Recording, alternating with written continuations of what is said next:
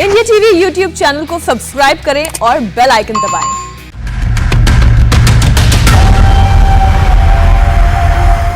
आप देख रहे हैं मुकाबला और आज हम बहस करने जा रहे हैं इस मुद्दे पर कि कैसे अलकायदा लगातार अब हिंदुस्तान के लिए बड़ा खतरा बनता चला जा रहा है।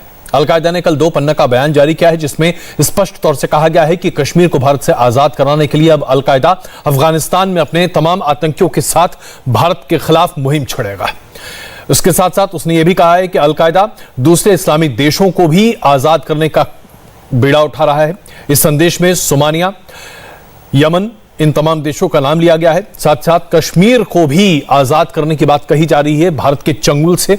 जरा सोचिए कि पाकिस्तान स्थित ये आतंकवादी संगठन अब कैसे अफगानिस्तान को अपना अड्डा बना चुके हैं और अब वहां से लगातार तमाम कोशिशें करेंगे जिसकी वजह से अब हिंदुस्तान खतरे में आ जाए। सिर्फ अलकायदा नहीं बल्कि तमाम ऐसे आतंकी संगठन, चाहे आप जैश ए मोहम्मद की बात कर लीजिए, लश्कर ए तैयबा की बात कर लीजिए, लश्कर ए जहांगी की बात कर लीजिए, ऐसे तमाम आतंकी संगठन अब अफगानिस्तान को अपना बेस बना रहे हैं और वहां से हिंदुस्तान पर आतंक का हमला करना चाहते हैं। क्या भारत तैयार है? इसी मुद्दे पर बड़ी बहस इस छोटे से ब्रेक के बाद। बने रहिए हमारे साथ, मुकाबला जारी है। आप देख रहे हैं मुकाबला और हम बहस कर रहे हैं कैसे अब भारत के लिए डबल टेंशन है। एक तरफ अफगानिस्तान में है तालिबान और दूसरी तरफ पाकिस्तान के आतंकी भी अब अफगानिस्तान को बना रहे हैं अपना बेस। कैसे बचे हिंदुस्तान, यही हमारा बहस का मुद्दा आज। और हमारे लिए मौजूद है हमारे साथ लेफ्टिनेंट जनरल संजय कुलकर्णी जी हैं, मेजर जनरल जीडी बख्शी जी कुछ ही देर में हमारे साथ जुड़ेंगे, विष्णु प्रकाश जी पूर्व राजनयिक हमारे साथ हैं, अब्दुल समद याकूब जी हमारे साथ मौजूद हैं पाकिस्तान से, और मुस्कान साद कुछ ही देर में हमारे साथ जुड़ने वाली हैं। ये अफगानिस्तान में पुलिस अधिकारी के तौर पर काम करती थी। शुरुआत लेफ्टिनेंट जनरल कुलकर्णी आपसे करूं मैं। जिस तरह से अब हम अनास हक्कानी को देख रहे हैं जिन्होंने बाकायदा प्रेस कॉन्फ्रेंस किया है काबुल से, अब तो तय है कि हक्कानी नेटवर्क पूरे तरीके से अफगानिस्तान में न सिर्फ सक्रिय है बल्कि सामने रहेगा। पाकिस्तान के वो तमाम आतंकी जो पाकिस्तान में सक्रिय थे अब अफगानिस्तान में भी हैं। तो क्या हम ये कहें कि अफगानिस्तान का एक तरह से टेररिस्ट टेक ओवर हो चुका है? अजय जी, इसमें कोई शक नहीं कि पाकिस्तान जो है वो आतंक का एक केंद्र बिंदु है और पाकिस्तान आईएसआई के द्वारा अपने इन सब अपने मंसूबों को पूरा का पूरा जो है जिस प्रकार से वो पूरा करने की कोशिश करता है, चाहे वो हक्कानी नेटवर्क हो, चाहे जैश ए मोहम्मद हो, लश्कर ए तैयबा हो, अलकायदा हो, इवन आईएसआईएस के हो, तालिबान हो, ये सारे के सारे जितने भी आतंकी संगठन हैं ये पाकिस्तान के मदरसों में पले हैं। पाकिस्तान इनको फंडिंग करता है, पाकिस्तान को भी इस फंडिंग के लिए बाकी देशों ने इनकी मदद की है, इसमें कोई शक नहीं है। चाहे ये कुछ भी इनकी मंशा हो पर ये एक ही माले के मोती हैं। अगर इस बात को हम समझ जाएं तो आगे की हम समझ जाएंगे कि इनका मकसद क्या है। ऐसी हालात में अगर आप देखिएगा कि आईएसआईएस ने जिस तरीके से सुसाइड बॉम्बर के द्वारा किया, आप देखते हैं कि मुजाहिद ने क्या स्टेटमेंट दिया है। उन्होंने ये कहा है कि सारे आईएसआईएस के तो अफगानी हैं। मतलब आप समझ सकते हैं कि किस मंशे से, किस मकसूदे से इसका ये पूरा इसको कार्रवाई दी जा रही है। अगर हम ये सोच ले कि ये जिस प्रकार से कार्रवाई कर रहे हैं इसमें कोई शक नहीं पूरे विश्व को आतंक का खतरा है। और कहा कोई किसी को फाइनेंशियल एक्शन टास्क फोर्स क्यों पाकिस्तान को बार बार ग्रे लिस्ट पे डाल के रखा हुआ है, क्यों बार बार वो कह रहे हैं पाकिस्तान को कि टेरर फंडिंग करते हैं, क्यों वो बार बार कह रहे हैं आप मनी लॉन्ड्रिंग कर रहे हैं, क्यों पाकिस्तान ही एक ऐसा देश है आज खुशी मना रहा है कि जिस प्रकार से अफगानिस्तान के अंदर उसकी जो मंशा थी वो पूरी हुई है। और उस मंशा के बाद अब वो जिस प्रकार से कश्मीर के अंदर दखलंदाजी देने लग रहा है, जिस प्रकार से मसूद असद जाकिर के बरादर से कंधार में मिल रहा है, जिस प्रकार से पीओके में एक तरीके से जुबिलेशन और सेलिब्रेशन हो रहा है कि हमारे जैश ए मोहम्मद और अलकायदा के और लश्कर ए तैयबा ये जो मिलिटेंट थे जो अफगानिस्तान में भाग गए वो आकर के जिस प्रकार से उनको व्हाट्सएप पे देखिए किस माय गॉड उस व्हाट्सएप के ऊपर जिस प्रकार से खुशियां मनाई जा रही हैं, जिस प्रकार से कांग्रेचुलेटरी मैसेजेस दिए जा रहे हैं, ये सब दर्शाता है कि हम लोगों को बहुत बहुत सतर्क रहना होगा। बहुत महत्वपूर्ण मुद्दा है कि हम सबको सतर्क रहना होगा। अब्दुल समद याकूब जी हमारे साथ मौजूद हैं। याकूब जी, ये बताइए कि पाकिस्तान हक्कानी नेटवर्क को हमेशा नकारता रहा और कहता रहा कि आतंकी संगठन है। अनस हक्कानी प्रेस कॉन्फ्रेंस करते हैं, क्या पाकिस्तान के लिए खतरा नहीं है? क्या ये पाकिस्तान के आतंकी अब अफगानिस्तान में अपना बेस नहीं बना रहे? अलकायदा एक पूरे 2 पन्ने का प्रेस रिलीज जारी करता है और कहता है कि हम कश्मीर को आजाद कराएंगे हिंदुस्तान के चंगुल से। क्या ये आतंकी गतिविधियों को आगे बढ़ाने की बात नहीं है? क्या अलकायदा आतंकी संगठन नहीं है? क्या लश्कर जंगवी आतंकी संगठन नहीं है? क्या लश्कर तैयबा, जैश मोहम्मद, तमाम ये सारी आतंकी तंजीमें आतंकी नहीं है? अगर हैं तो फिर क्या पाकिस्तान के अब आतंकी अफगानिस्तान पे कब्जा करके हिंदुस्तान और दुनिया के तमाम देशों को तबाह करेंगे? लेफ्टिनेंट जनरल कुलकर्णी का आर्गुमेंट इतना स्ट्रांग होता है कि समटाइम उसको काउंटर करना जो होता है वो बहुत मुश्किल होता है। पहली बात तो मैं बिल्कुल अप्रिशिएट करूंगा, और दूसरी बात ये कि मैंने आपसे पिछले प्रोग्राम में भी कहा था कि हर मिलिटेंट ग्रुप किसी ना किसी वक्त में किसी ना किसी स्टेट का मोस्ट फेवरेट रहा होता है। अब आ जाते हैं आपकी सवाल के ऊपर कि जैश मोहम्मद, लश्कर जंगवी। आपको याद होगा कि ज़रब अज़ब के बाद लश्कर जंगवी का जो चीफ था मलिक इसाक, हमने उसको असैसिनेट किया पुलिस काउंटर में, और जो जैश मोहम्मद है उसका हमारा जो स्पेशल कोर्ट है एंटी टेररिज्म की, उसने वारंट इशू किया और वो हम उसको हांट कर रहे हैं। हो सकता है कि वो जल्द अनकरीब मसूद अजहर जो है वो अरेस्ट हो जाए या एनकाउंटर में कहीं वो हो जाए, क्योंकि इस तरह के टेररिस्ट का फेट यही होता है। और रही बात हाफिज सईद की, हाफिज सईद तो जेल में है। अच्छा, थोड़ा सा इस बात को एडमिट करना पड़ेगा, और ये मेरे लिए शायद मुश्किल हो एडमिट करना कि कहीं ना कहीं स्टेट जो होती है वो इंडिया सेंट्रिक ऑर्गेनाइजेशन के लिए थोड़ी सी सॉफ्ट होती है, लीनियंट होती है, क्योंकि और मुलझने इतनी ज्यादा है कि जो पाकिस्तान सेंट्रिक ऑर्गेनाइजेशंस हैं जिस तरह लश्कर जंगवी है या बाकी जो यहाँ पे लोकली ऑपरेट कर रहे हैं उनको निपटने के लिए, और जब हमने ये इसको मलिक इसाक को असैसिनेट किया लश्कर जंगवी के चीफ को, तो उसके एक हफ्ते बाद पंजाब का इंटीरियर मिनिस्टर जो था वो बम ब्लास्ट में मारा गया था रिवेंज में। तो ये टेररिज्म के खिलाफ लड़ाई इतनी आसान नहीं होती कि सीधा पाकिस्तान को ये दोष दे देना कि पाकिस्तान कुछ नहीं कर रहा। पाकिस्तान ने तो अपने मिनिस्टर्स खोए, अपना मेजर जनरल खोया है यहाँ पे। तो रही बात अब ये कहना कि सीधा सीधा कहता हूं कि आप कहते हैं कि आईएसआई कामयाब हो गई, तो अगर आईएसआई कामयाब हो गई तो वो मैदान खुला तो नहीं था। जब मैदान था तो आपकी रॉ भी वहां पे ऑपरेट कर रही थी, और 20 साल वहां पे जो रॉ थी या आपका इंडियन इंटरेस्ट था उसको उन्होंने प्रोटेक्ट किया, उसको मजीद उसको एक्सपैंड किया।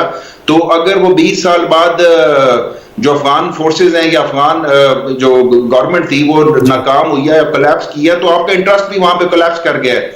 तो अगर हमारा वहां पे जो इंटरेस्ट है वो हमने रीगेन किया या हम वहां पे कामयाब हुए तो इसका क्रेडिट तो बनता है पाकिस्तान को, भले वो आईएसआई हो भले क्रेडिट तो मैं इस बात की आपको देता हूं याकूब साहब कि आप ये मानते हैं कि हाँ स्टेट, पाकिस्तान स्टेट उन तमाम तंजीमों के लिए थोड़ा सॉफ्ट है जो भारत के खिलाफ कार्रवाई करते हैं क्योंकि खुद अपने भीतर की लड़ाई को लड़ रहे हैं। आप ये मानते हैं, अपने आप में बहुत तारीफ की बात है। मैं इस बात का क्रेडिट आपको देता हूं। कई फ्रंट के ऊपर लड़ना मुश्किल हो जाता है। चलिए, मैं इसका क्रेडिट आपको दे रहा हूं, लेकिन हाँ, जब पूरी दुनिया मानती है कि पाकिस्तान टेरर का एक बहुत बड़ा अड्डा बन चुका है तो जाहिर सी बात है कई सवाल उठते हैं। विष्णु प्रकाश जी का काफी खुद का अपना तजर्बा है इस तरह के तमाम एक्टिविटीज को डील करने का। विष्णु जी, क्या आपको नहीं लगता कि एक तरह से अफगानिस्तान एक खुला फील्ड मिल गया है और कश्मीर के संबंध में दरअसल अब हमारे लिए बहुत मुश्किलें बढ़ जा रही हैं क्योंकि अब कश्मीर को लेकर वहां पर एक नई तरीके की आवाज बुलंद करने की कोशिश की जा रही है? विष्णु प्रकाश जी। अजय जी नमस्कार। इसमें तो कोई ज्यादा डिबेट वाली बात है नहीं। पाकिस्तान के वजीर आजम ने तो बड़ा खुला कहा है कि उसामा बिन लादेन तो शहीद थे और तालिबान की गुलामी की जंजीरें टूट गई हैं। जब वो कहते हैं गुलामी की जंजीरें टूट गई हैं तो वहाँ की ख्वातीनों की तो नहीं टूटी हैं, बच्चों की तो नहीं टूटी हैं, आवाम की तो नहीं टूटी है। अगर टूटी है तो तालिबान की टूटी है। तो खैर ये जो कर रहे हैं वो सब जानते हैं।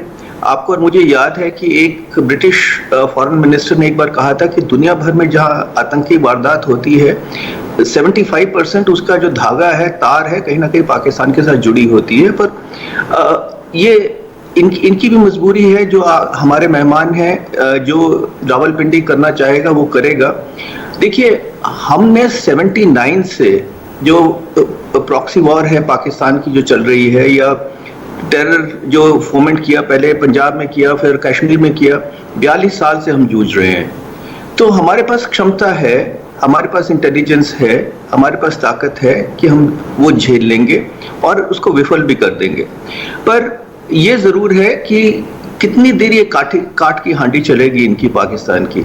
ये लोग ये और एक चीज मैं अजय जी और कहना चाहूंगा कि हमारे आपके कहने से कुछ नहीं होने वाला। जिस दिन इनको खुद समझ आएगी कि ये अपने मुल्क को तबाह कर रहे हैं, उसी दिन कोई फर्क पड़ेगा। इतने ये नहीं है कि तालिबान इनका पिट्ठू बन के रह जाएगा, क्योंकि तालिबान ने 20 साल इनको देखा है कि किस तरह दोहरा खेल खेला है। मुल्ला बरादर 8 साल जेल में थे। इन्होंने कई जो तालिबान के लीडर्स को अमेरिका के हवाले किया था। तो अगर ये समझते हैं कि तालिबान सब कुछ भूल जाएगा, वो शायद मुमकिन नहीं है, पर आगे देखते हैं कैसे खेल खेला जाता है। जी, मैं फिर वापस याकूब साहब आपके पास वापस आ रहा हूं। हम सब बहुत अच्छे तरीके से जानते हैं कि जब आप किसी शैतान को अपने बस में करने की कोशिश करते हैं तो किसी के बस में नहीं आता, और जो शैतान को बढ़ावा देते हैं उसको भी वो शैतान उसी तरीके से परेशान करता है जैसे बाकियों को। और ये संदर्भ मैं इसलिए दे रहा हूं कि अगर आप टेररिज्म से जूझ रहे हैं तो वो इसलिए क्योंकि बड़े पैमाने पर पाकिस्तान ने टेररिज्म को शेल्टर भी दिया है, भले ही वो कश्मीर को लेकर हो, लेकिन ये एक वास्तविकता है। आज तमाम ऐसे संगठन हैं, तमाम तंजीमें हैं जो इस बात को लेकर आवाज बुलंद कर रही हैं कि वो कश्मीर में तमाम गतिविधियां करेंगी, इसका रिटेलिएशन भी होगा। तो क्या पाकिस्तान इस बात को समझ नहीं रहा? और क्या पाकिस्तान इस बात को नहीं समझ रहा कि अफगानिस्तान को जितना भी ज्यादा बर्बाद किया जाए, एक फेल्ड अफगानिस्तान पाकिस्तान के लिए उतना ही बड़ा खतरा है जितना पूरे इस रीजन के लिए? देखिए, कोई भी मुल्क जब इनस्टेबल होता है तो वो आपके सबसे पहले जो उसका इफेक्ट पड़ता है वो उसका नेबर जो होता है, उसका हमसाया मुल्क होता है। अगर इंस्टेबिलिटी अफगानिस्तान में होगी तो सबसे ज्यादा इफेक्ट हमारे ऊपर पड़ेगा, ये बात होता है। अब आ जाते हैं कि क्या तालिबान टेररिस्ट हैं? नहीं, दुनिया नहीं मान रही। और इवन कल आपके कतर के जो एम्बेसडर हैं वो भी तालिबान के उस जो हेड है टीम का नेगोशिएशन का, उससे मिले। तो बात यह कि हम ये कह रहे हैं कि तालिबान को आइसोलेट मत करें। कतर के फॉरेन मिनिस्टर ने भी कल ये बात की है कि तालिबान टेररिस्ट नहीं है, उनको आइसोलेट ना करें, उनको डिप्लोमेटिकली एंगेज करें। उनको हम डिप्लोमेटिकली एंगेज करके प्रेशराइज कर सकते हैं कि वहां पे ह्यूमन राइट्स को वायलेट ना किया जाए। हमने लास्ट टाइम भी यही गलती की कि सिर्फ 3 मुल्कों ने उनको रिकॉग्नाइज किया, कोई मुल्क उनसे जब। याकूब साहब, मैं माफी चाहता हूं, मैं आपको बीच में रोक रहा हूं, लेकिन जरा बताइए, अनस हक्कानी एक हक्कानी नेटवर्क के सबसे बड़े चेहरे हैं ना, क्या आप इनको टेररिस्ट नहीं मानते? देखें, जलालुद्दीन हक्कानी का बेटा है और सिराजुद्दीन हक्कानी जो है वो तालिबान का डिप्टी है, और अनस हक्कानी जो है वो अब हक्कानी नेटवर्क को नहीं ऑपरेट कर रहा है, वो तालिबान के अंडर काम कर रहे हैं। अब यही जलालुद्दीन हक्कानी एक वक्त में जो था वो अमेरिका का बहुत मोस्ट फेवरेट हुआ करता था। आजकल अब अगर ये तालिबान की ऑर्गेनाइजेशन के फ्लैग के नीचे काम कर रहे हैं तो हम इनको टेररिस्ट कैसे कहें? अगर इस तरह से मान लिया जाए कि ये कोई भी गुलबदीन हिकमतयार हो गया जिसने प्रेसिडेंट का इलेक्शन कंटेस्ट किया लास्ट टाइम अशरफ गनी के मुकाबले में, अब इसी ने इसकी स्टेटमेंट है कि इसने ओसामा बिन लादेन को सेफ पैसेज दी है। इसने सबसे ज्यादा अटैक किया अमेरिकन के ऊपर, अमेरिकन उन्होंने अफगानी गवर्नमेंट ने उसको पार्डन कर दिया। अब अगर हम उसके पास्ट किसी हिस्ट्री में जाए तो हर जो वहां का वॉर लॉर्ड है या हर कोई लीडर जो है उसका पास्ट जो है वो बिल्कुल एक डार्क है, वो किसी ना किसी हवाले से वो कहीं ना कहीं रहेगा। अगर हम उनके पास्ट रिकॉर्ड पे चलते रह जाएंगे तो आगे कभी भी नहीं बढ़ पाएंगे। कुलकर्णी साहब, क्या कहेंगे आप इस पर? ऐसे है अजय जी कि जैसे कह रहे गुलबुद्दीन हिकमतयार हिज़्ब इस्लामी के वे मुखिया हैं, पूरे के पूरा ISI ने इनको खड़ा किया है। हक्कानी नेटवर्क को पूरा का पूरा काबुल का इनको सिक्योरिटी की जिम्मेवारी हक्कानी नेटवर्क को दी है। आप देखिएगा अखुंज़ादा कितने दिन तक नजर नहीं आए, अब कहने को आ रहे हैं कि वो कंधार में बैठे हुए हैं। जिस प्रकार से बरादर को 8 साल तक पाकिस्तानियों ने जेल में रखा, और जब उन्होंने इस तरह के स्टेटमेंट दिए कि कश्मीर जो है वो हिंदुस्तान और पाकिस्तान के बीच का मसला है, हम इसमें दखल अंदाजी नहीं देंगे, तो बरादर को 8 साल के लिए जेल में रखा, जब तक अमेरिका ने नहीं कहा कि आप देखें। जिस प्रकार से पाकिस्तान के खुद के एम्बेसडर जब अपना देने के लिए गए मुल्ला उमर को, उन्होंने मना कर दिया। उन्होंने कहा नहीं, यह तो हमारे भाई हैं, हम इनसे कभी भी डुरान लाइन की बात कर ही नहीं सकते। क्या बात कर रहे डुरान, हम तो एम्बेसडर नहीं मानते पाकिस्तान को, ये तो हमारा भाई है। ऐसी हालात में जब पाकिस्तान है, पाकिस्तान अगर ये सोचता है कि ये जितने भी पठान हैं जिनका अपना मसला है, ये पश्तून वाली कोर्ट से है, ये इन्हीं का खाएंगे, इन्हीं का पिएंगे, इन्हीं का फंडिंग करेंगे, और जब वक्त आएगा वो इन्हीं को ही मारेंगे, इसमें भी कोई शक नहीं होनी चाहिए। पठानों पंजाबियों के बीच में जबरदस्त कशमकश है। आज की तारीख में जरूर फंडिंग पाकिस्तान ने दिया है, आईएसआई ने दिया है, इसमें कोई शक नहीं है। यहां तक कि अमेरिका ने भी इनकी मदद की है पाकिस्तान की, इसमें भी कोई शक नहीं है। लेकिन एक वक्त ऐसा आएगा ये नहीं सुनेंगे, क्योंकि अभी हो गया है। अभी दुरान लाइन के ऊपर क्या कहा है मुजाहिद ने साफ कहा है कि दुरान लाइन मानते नहीं है हम हमारा दुरान लाइन से कोई, यानी कि बलूचिस्तान और पेशावर तक इनकी सोच है। या पाकिस्तान पिछले 20 साल में पूरा दुरान लाइन फेंसिंग किया है, अभी भी क्रॉसिंग हो रहा है, सिर्फ चमन से क्रॉसिंग हो रहा है, दूसरी क्रॉसिंग बंद है। यानी चमन यानी क्वेटा, पेशावर से कहा अमेरिकन जो आए हैं अभी आज की तारीख में तकरीबन 31 दिन के वीसा के ऊपर टेम्पररी वीसा लेकर के अमेरिकन आज की तारीख में सारे के सारे आए हैं खैबर पास से होते हुए पेशावर के अंदर। क्यों आए हैं? काफी संजीदा मसला है ये। और अभी मेजर जनरल जीडी बख्शी भी हमारे साथ जुड़ चुके हैं। बख्शी साहब, हम समझना चाहते हैं कि भारत ने कहा है कि तकरीबन 200 ऐसे आतंकी हैं जिनके ऊपर अब हम निगाहें गड़ाए बैठे हैं। ये वो लोग हैं जो कि अब अफगानिस्तान में मौजूद हैं, कश्मीर को लेकर ये नया बखेड़ा खड़ा करना चाहते हैं। और ऐसे में अलकायदा का 2 पन्ने का पूरा एक प्रेस रिलीज भी है जो कहता है कि कश्मीर को भारत के चंगुल से हम आजाद कराएंगे और हम बैठे हैं अफगानिस्तान में।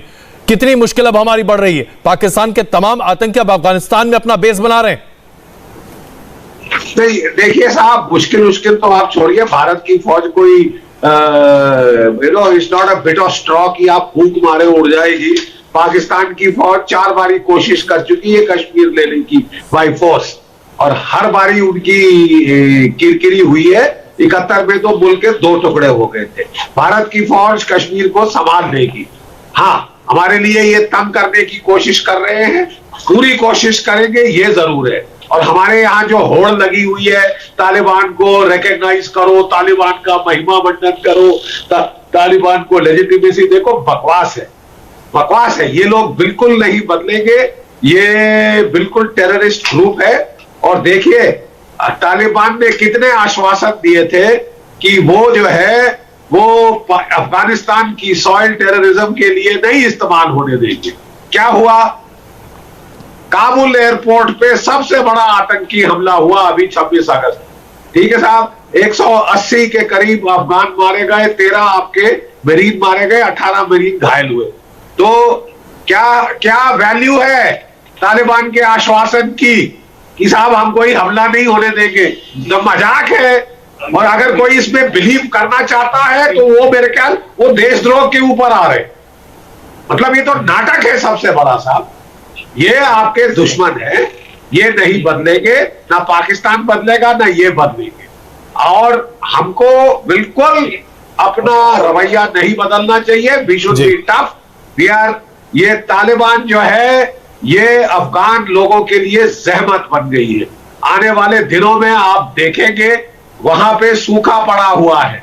आप समझ रहे हैं साहब, वहां सूखा पड़ा हुआ है।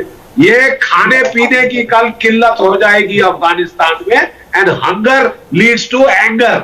ये एंगर किस तरफ जाएगा? तालिबान और पाकिस्तान जो कह रहे हैं कि इन्होंने आजाद कराया है अफगानिस्तान को अमेरिकनों के चुंगल से और नरक में धकेला है।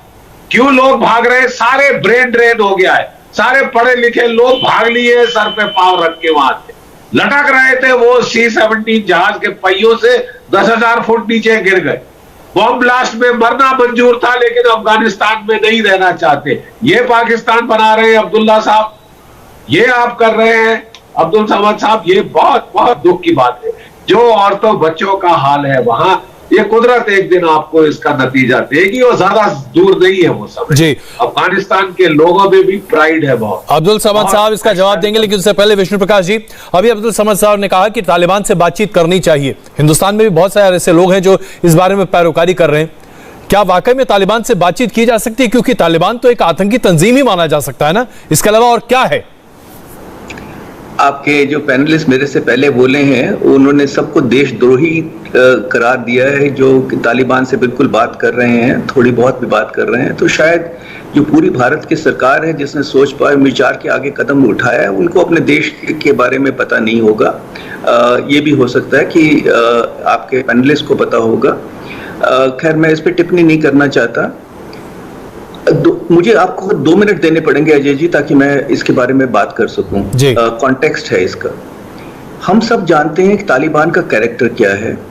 जो तारीख को इग्नोर करता है वो उसको बहुत बड़ी नुकसान होता है, उसको हिस्ट्री को इग्नोर करता है, बहुत नुकसान होता है। जो हिस्ट्री का बर्डन कंधे पे रख के चलता है और वो दब जाता है, उसको भी नुकसान होता है।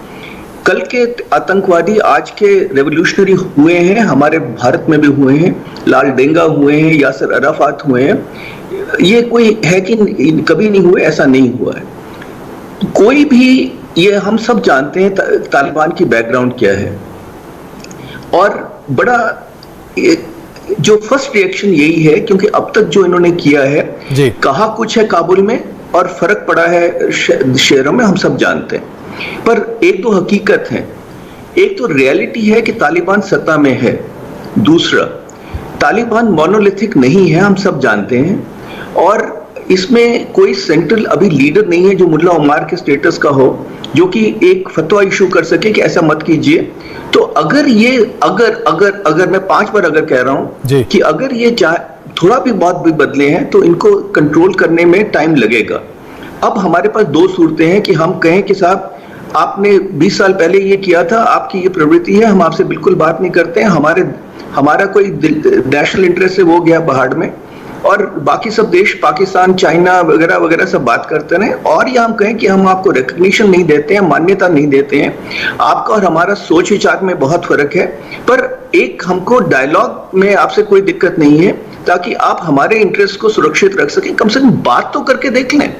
तो मैं भी इस मामले में देशद्रोही हूं, क्योंकि मैं इसकी सपोर्ट करता हूं। चलिए, कम से कम आप इस बात को मानते तो हैं कि आप देशद्रोही हैं। नहीं, देखिए, हर व्यक्ति का अपना विचार होता है। एक सेकंड अजय जी, नहीं, मैं मजाक कर रहा था सर। मैं आपको बहुत व्यक्तिगत तौर पर अच्छे तरीके से जानता हूं। कहना चाहूंगा एक चीज, सिर्फ 5 सेकंड लूंगा कि ये एक कॉन्टेक्स्ट में कहा जाए कि ये ना हो कि कहा गया कि विष्णु प्रकाश देशद्रोही है। मैं सिर्फ मैं पैनलिस्ट के संदर्भ से कह रहा हूं, तो ये प्लीज बता दीजिएगा। नहीं, बिल्कुल हम इस पर बात करेंगे, लेकिन समद साहब मैं आपके पास आ रहा हूं, लेकिन इस बीच कुछ ताजा तस्वीरें हमारे पास आई हैं, मैं अपने दर्शकों को दिखाना चाहता हूं। बख्शी जी, मैं आ रहा हूं आपके पास भी सर, जस्ट 1 मिनट सर। व्यक्तिगत हो रहा है मामला? नहीं, बिल्कुल नहीं, ऐसा कुछ नहीं है sir, we are just coming back, 1 minute sir. हम बात कर रहे हैं अफगानिस्तान, किस तरह से वहां पर टेरर लॉन्च पैड बन रहा है। ये तस्वीरें अभी सामने आ रही हैं जो पुख्ता करती हैं इसी दलील को। पहली तस्वीर आप देखिए, ये पाकिस्तानी आतंकी है सैफुल्लाह कोहाट, पाकिस्तान का रहने वाला है। देखिए, वो अफगानिस्तान में खुलेआम घूम रहा है। सैफुल्लाह अमेरिका के छोड़े हुए हथियारों का मुआयना कर रहा है। आप देखिए, ये सारी तस्वीरें हम आपको दिखा रहे हैं। दूसरी तस्वीर आप देखिए, पंजशीर में आज तालिबान के लड़ाकों को मार गिराया गया है। इनसे आईडी और करेंसी बरामद हुई है। आप ये आईडी और करेंसी देखिए, ये पाकिस्तान के आईडी और करेंसी हैं। साथ ही साथ ये बात स्पष्ट कर जाती है कि तालिबान के लड़ाके जो आज वहां पर मौजूद हैं, उनके पास पाकिस्तान के आइडेंटिफिकेशंस हैं, पाकिस्तान की करेंसी है, और ये लगातार आगे बढ़कर हमले मचा रहे हैं, और पंजशीर वैली में लगातार हमले ये लोग कर रहे हैं। समद साहब, मैं अब आपके पास आता हूं, आप ये बताइए, ताजा अभी तस्वीरें आई हैं और मैंने अभी दिखाई ये तस्वीर अपने दर्शकों को, शायद आप इसे नहीं देख पाए होंगे, प्लीज सर। मैं अभी जो लास्ट हमारे पैनलिस्ट थे जो इन्होंने बात की, ये जो देशद्रोही या हमारे यहाँ गद्दार का लफ्ज जो इस्तेमाल होता है और बार बार इस्तेमाल होता है, और अगर मैं भी कोई बात इस प्रोग्राम में ब्लंटली कह जाऊं तो कल को मेरे ऊपर भी गद्दारी के फतवे लग जाते हैं। इससे बड़ा दुख होता है इंसान को कि मैं ये चाहूंगा, रिक्वेस्ट करूंगा कि देशद्रोही, गद्दारी, ये सर्टिफिकेट्स जो होते हैं ना, इसको तो बिल्कुल ही अवॉइड करना चाहिए। हालांकि मैं जनरल जीडी बख्शी की बहुत सारी बातों से इत्तेफाक करता हूं, एक सोच का अपना अंदाज हो सकता है, और अगर उनकी बात भी मान ली जाती तो उनका यह भी कहना था कि हमने प्रैक्टिकली, इंडिया ने क्या किया, अगर तालिबान आ रहे थे तो अफगानी फोर्सेस को कितना एक उन्होंने सपोर्ट किया ग्राउंड के ऊपर। जब आप ग्राउंड के ऊपर सपोर्ट नहीं करेंगे तो जाहिर बात है उसकी एक प्राइस भी पे करनी पड़ेगी। बहरहाल फिर भी इस कमेंट को जो है ना वो अवॉइड करना चाहिए, देशद्रोही वाले कमेंट को। लेकिन समद साहब, मुझे ये तो समझाइए, तालिबान के लड़ाकों के पास पाकिस्तान के पासपोर्ट, पाकिस्तान के आईडी कार्ड्स, तमाम चीजें मिल रही, तो पाकिस्तानी हुए ना ये लोग? अच्छा, ये एक बहुत बड़ा इशू पहले भी रहा है, और कहीं हमारे ये एंड के ऊपर भी ये इशू रहा है कि कुछ लोग ऐसे भी थे जिन्होंने शायद कोई आईडी कार्ड्स ऑब्टेन किए थे पाकिस्तान से, इवन वो यहाँ की सिटीजनशिप ले ली, आईडी कार्ड्स ले लिए, या वो लोग जो इस वक्त बर्मा के बाहर मिडिल ईस्ट में रह रहे हैं, उनके पास भी हमारे आईडी कार्ड्स हैं कि एक वक्त में रेफ्यूजीज को हमने ये आईडी कार्ड इशू किए। अब ये इस तरह का निकलना ये एक संजीदा बात है पाकिस्तान के लिए भी, लम्हा फिक्रिया है कि इस चीज को फर्दर जो है ना वो किया जाए कि जो पाकिस्तानी हैं उनको ही आईडी कार्ड उन तक करें और बाकियों के सस्पेंड हो जाने चाहिए। अब ये कहना कि ये पाकिस्तानी हैं या नहीं है, इस पे मैं कमेंट नहीं कर सकता। चलिए जीडी बख्शी साहब प्लीज। जी देखिए, मैं भी थोड़ी बातें क्लियर कर दूं जी। एक है कि हमको मजबूरन तालिबान से डील करना पड़ रहा है क्योंकि वो जमीन पे बैठे हैं। अगर अपने बंदा निकालना है, ये करना है, कुछ करना है, well you have no option to deal, ठीक है। लेकिन तालिबान को रिकग्निशन देना, लेजिटिमेसी देना, मैं वो कह रहा हूं राजद्रोह के बराबर होगा इस वक्त इन मौजूदा हालतों में। प्लीज मेरी बात समझिए। मैं बहुत इज्जत करता हूं विष्णु प्रकाश साहब की, वो ग्राउंड पे रह चुके हैं, लेकिन अब मेरा ख्याल थोड़ा फौज की बात भी आप अपनी सुन लें, ठीक है साहब। जहां युद्ध करना है युद्ध करो, ठीक है। फसाद की जड़ पाकिस्तान की फौज और आईएसआई है। पाकिस्तान की फौज और आईएसआई पे दबाव डालने के लिए हमें अफगानिस्तान डालने की जरूरत नहीं। हमारा पूरा वेस्टर्न फ्रंट सियाचिन से लेकर रान ऑफ कच्छ तक हमारे पास है, ठीक है। अब्दुल सामद साहब को भी मैं ये बता दूं कि अगर आप समझते हैं कि आपको बड़ी फतहात हासिल हुई है, आप प्लीज वेट करिए 6 महीने। वहां जो सूखा पड़ रहा है, जो खाने के लाले पड़ रहे हैं, जो सारे बैंक बंद हो गए हैं, स्कूल कॉलेज तो छोड़ ही दीजिए, अस्पतालों का काम चलाना मुश्किल है, वहां के लोगों में साहब आक्रोश का बम फटेगा, सीधा आपकी तरफ और तालिबान की तरफ आएगा।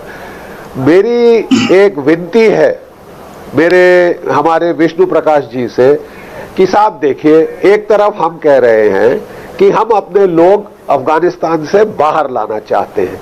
क्या आप काबुल में अपनी एम्बेसी दोबारा खोलना चाहेंगे, जहां सिक्योरिटी हक्कानी ग्रुप के हाथ में है? याद रहे, मैं आपको याद दिलाऊं, 2 साल पहले उन्होंने हमारे दूतावास पे हमला करके 30 लोग भारतीय मारे थे, 30 लोग मारे थे। क्या आप अपने राजनयिकों को फिर खतरे के मुंह में डालना चाहते हैं? क्या हमको गारंटी है कि हमारी दूतावास पे अगर हम फिर रिलेशन एस्टैब्लिश करते हैं, हमला नहीं होता, होस्टेजेस नहीं बनाए जाते, और फिर कांदाहार का जो ड्रामा हुआ था हम उसको रिपीट ना करें?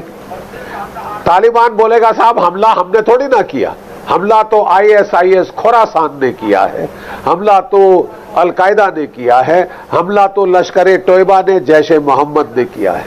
फिर क्या आपके पास उस वक्त विकल्प रह जाएगा? प्लीज अपने फौजियों की भी कभी कभी सुन लीजिए। विष्णु जी प्लीज एक छोटा कमेंट, फिर मैं कुलकर्णी जी के पास चल रहा हूं। विष्णु जी। बिल्कुल जी, जनरल बख्शी आप वॉर हीरो हैं, आपने लड़ाई देखी है, आपने विजय देश को जिताया है। अगर एक डिप्लोमेट अपनी फौज की कदर नहीं करेगा तो कोई नहीं कर पाएगा। हम अपने फौज का वैलर जानते हैं। मेरा जो आप कह रहे हैं उसमें वजन है। मेरा आपसे एक सवाल है, पाकिस्तान ने इतनी आतंकवादी इंसिडेंट्स किए हैं भारत में, बॉम्बे में 26/11 पे हुआ, उसके बाद हमने मुशर्रफ साहब को बुलाया कि नहीं बुलाया? हमने कितनी बार जंग की है पाकिस्तान से, पाकिस्तान के साथ कोशिश की कि नहीं की? देखिए, आप जो कह रहे हैं ठीक है, मुझे जितनी भी बहुत थोड़ी समझ है मुझे, पर दुनिया में ब्लैक एंड व्हाइट कुछ नहीं होता साहब। और अगर हम कहें कि ये बुरा है, ये बुरा है, ये बुरा है, बुरा तो है ही है, तो वो बुरा और बन जाएगा। मैं कोई भ्रम में नहीं हूं, मैंने कोई चश्मे नहीं पहने हुए, हरे चश्मे नहीं पहने हुए, पर जो मुझे थोड़ी बहुत समझ है उसके हिसाब से मैंने कहा है। बिल्कुल कुलकर्णी साहब, अब इस सवाल यहां पर यह उठता है कि जिस तरीके से अब सूरत हाल बनते दिखाई दे रहे हैं और अफगानिस्तान की जमीन आतंक के लिए बड़े पैमाने पर इस्तेमाल होती दिख रही है, ऐसे में हमने 200 आतंकियों की एक लिस्ट भी बनाई है। ऐसी खबरें आ रही हैं कि हमने पूरी तैयारी भी की है और जनरल बख्शी भी कह रहे हैं कि हम पूरी तरीके से तैयार हैं, कश्मीर पे कुछ नहीं हो सकता। लेकिन सबसे बड़ा सवाल यह है कि इन तमाम आतंकी तंजीमों पर नियंत्रण कैसे किया जा सकता है? इसमें तो पाकिस्तान ही मदद कर सकता है ना, और तो किसी के हाथ में है ही नहीं कुछ। अजय साहब, इसमें कोई शक ही नहीं है कि तकरीबन आज की तारीख में 200 या 300 आतंकवादी पीओके में तैयार हैं, मतलब इन्फिल्ट्रेट करने के लिए। जिस प्रकार से कई तंजीमें भी खड़ी हो रही हैं धीरे धीरे कश्मीर घाटी के अंदर, जिस प्रकार से रेडिकलाइजेशन, रिक्रूटमेंट अंदरूनी तौर पर चल रहा है, ये सब को मालूम है और खुफिया एजेंसीज को सब मालूम है और सबके ऊपर इन्होंने सख्त नजर भी रखी हुई है कि क्या हो रहा है। लेकिन ये जो जिस प्रकार से अफगानिस्तान में हो रहा है, जिसका सूत्रधार पाकिस्तान है, ये खतरे की घंटी है, इसमें कोई शक है ही नहीं। हमें तो कम से कम किसी को भी शक, हम लोग तैयार हैं, इसमें भी शक। लेकिन अगर ये चीजें बगैर लड़ाई के संभाली जा सकती है, बगैर मारा मारी खून खराबे के संभाली जा सकती है, तो अच्छी बात होगी, इसमें भी कोई शक नहीं है। लेकिन जैसे बार बार हम लोग सब कहते हैं कि जो तेंदुआ होता है, अपने वो जो बिंदु होता है वो बदली नहीं कर सकता है, leopards can't change the spot. और यही एक कारण है कि कितना भी आप किसी को कहने की कोशिश करें और बताने की कोशिश करें, लेकिन जो ट्रैक रिकॉर्ड है वो ट्रैक रिकॉर्ड ठीक नहीं है। आज की तारीख में भी जो उनकी लीडरशिप है वो कुछ कह रही है, जमीन के ऊपर तालिबान फाइटर्स क्या कर रहे हैं, औरतों के साथ वही बदसलूकी हो रही है, किसी को घर के बाहर नहीं निकलने दे रहे। एंकर जो टीवी में है उनके पीछे उन्होंने बंदूकधारी अपने तालिबान फाइटर लगा रखे हैं, किसी को बाहर आने नहीं दे रहे हैं। अब बोल रहे हैं कि स्कूलों में जाएंगे तो लड़कियां लड़की के स्कूलों में जाएंगे। और ये इस तरह की जो विचारधारा है जो 18वीं शताब्दी में अफगानिस्तान को ढकेल रही है, मुझे लगता है इस प्रकार से, और जिस प्रकार से अभी भी पंजशीर घाटी के अंदर अमरतुल्ला सलेह और अहमद मसूद जिस प्रकार से लड़ रहे हैं और जिस प्रकार से आप दिखा रहे हैं करेंसी, ये कौन है? 70,000 तालिबान फाइटर्स के साथ काफी कोई पाकिस्तान के जो लोग हैं शामिल हुए हैं इस प्रकार से, और पाकिस्तान चाहता है कि तालिबान बिल्कुल। इससे पहले कि समद साहब हम आपसे इसका पूरा जवाब लें, बख्शी साहब भी कुछ कहना चाहते हैं। बख्शी साहब और कुलकर्णी साहब के सवालों का जवाब समद साहब आप देंगे। बख्शी साहब प्लीज। देखिए, मैं ये कह रहा हूं कि अभी तालिबान की सरकार का गठन नहीं हुआ, वो तो मिली जुली सरकार की बात कर रहे थे, अभी तक उनकी सरकार का गठन नहीं हुआ। हमें जो हम भूतपूर्व सैनिक हैं, हमको केवल इस बात की चिंता हो रही है कि ये होड़ क्यों लग गई है। रिकॉग्नाइज तालिबान, ओवैसी साहब से लेकर अब नहीं मेरी उनकी भी बात में वजन है कि हमने पाकिस्तान से बात की। पाकिस्तान कम से कम एक एस्टैब्लिश स्टेट तो है साहब। कल लश्कर तोयबा अगर इलेक्शन जीत जाए तो क्या हम बात करेंगे? अगर जैशे मोहम्मद मिनिस्टर बन जाए कोई उनका तो हम बात करेंगे। वैसे भी उन्होंने फील्ड किए थे कैंडिडेट्स लश्कर तोयबा ने, वो तो पाकिस्तान के लोगों ने ठुकरा दिया, पाकिस्तान के लोगों ने ठुकरा दिया। नहीं, ये तो बहुत बड़ी बात थी वहां पर। एक आतंकी संगठन को रिकॉग्निशन देने की बात यह है साहब कि हम आतंकी टेररिस्ट पकड़ते हैं मसूद अजहर जैसे, और एक हॉस्टेज सिचुएशन क्रिएट हो गई, हमको वापस करने पड़े अपने लोगों की जान बचाने के लिए, उस पर बड़ा दुख होता है। बिल्कुल। एक फौजी को जिसने अपनी जान लगाई है ऐसे खूंखार आतंकवादी को दर पकड़ने के लिए, जेल की सलाखों के पीछे डालने के लिए डालना गलती थी। हमको हैंडओवर ही नहीं करना चाहिए था, हमको करना चाहिए था तो हम लोग करते आए, खत्म कर देना चाहिए था। बिल्कुल, इसमें कोई शक नहीं कि ऐसा हमें करना चाहिए था। मैं क्षमा चाहता हूं बख्शी साहब, मैं आपको रोक रहा हूं, मेरे पास वक्त कम है। समद साहब, अब्दुल समद साहब, पूरा दारोमदार अब पाकिस्तान पर है, हर कोई की नजरें पाकिस्तान पर है, पूरी दुनिया आज पाकिस्तान की तरफ देख रही है कि आप कैसे टेररिज्म पर नकेल कस सकते हैं। आप आज चाहे, पाकिस्तान आज चाहे तो तमाम टेररिस्ट एक्टिविटीज पर रोक लगा सकता है। क्या ये बैकबोन पाकिस्तान दिखाएगा? क्या ये मजबूती पाकिस्तान दिखाएगा? देखिए, इससे पहले कमेंट कर दूं, जनरल जीडी बख्शी साहब ने कहा कि ये बात ठीक है कि वहां पे तो अभी कोई गवर्नमेंट की कोई शेप, कोई शक्ल निकली ही नहीं, तो किसको रिकॉग्नाइज किया जाए। और रही बात पाकिस्तान की, देखें मैं फिर आपसे ये कहूंगा कि हमने जितना बड़ा जो सबसे बड़ी जंग लड़ी है टेररिज्म के अगेंस्ट, वो तो हमने लड़ी है, इसमें कोई शक नहीं है कि अगर हमारे लोग मारे गए, या मैंने जनरल राहील शरीफ ने जो ज़रब अल्फ शुरू किया था नेशनल एक्शन प्लान के तहत, मगर अगर ये कहना कि पाकिस्तान के बस में है, ये भी शायद कोई ज्यादती होगी पाकिस्तान के साथ, अनफेयर नहीं होगा, क्योंकि टेररिज्म को अगर अमेरिका नहीं खत्म कर सका, अगर दुनिया नहीं खत्म कर सकी, अगर सऊदिया नहीं खत्म कर सका, तो ये कह देना कि नहीं वो पाकिस्तान उसका गढ़ है, या पाकिस्तान कोई स्विच को बटन तो है नहीं कि हम वो टर्न ऑन करेंगे तो ऑन हो जाएंगे, या ऑफ करेंगे तो ऑफ हो जाएंगे। और ना ही तालिबान कभी हमारे कहने के ऊपर चलते हैं। वो पहले भी उनका जो मुल्ला उमर का टेनओवर था, उसमें बामियान का मसला हो या उसामा बिन लादेन की हैंडलिंग का मसला हो, वो हमारे अंडर नहीं आते। वो चलिए, बहुत धन्यवाद आप सबका इस चर्चा में शामिल होने के लिए। लेकिन इसमें कोई शक नहीं कि अब हमें सावधान इस बात को लेकर रहना पड़ेगा, क्योंकि अब तमाम आतंकी तंजीमों की नजर पर है कश्मीर, और इसे बचाना और इसे सुरक्षित रखना, महफूज रखना हमारी पहली जिम्मेदारी है। एक छोटा सा ब्रेक लेते हैं। ब्रेक के बाद 6:20 पर आपको दिखाएंगे हर माँ बाप के लिए बहुत जरूरी बहस है, जरूर देखिएगा।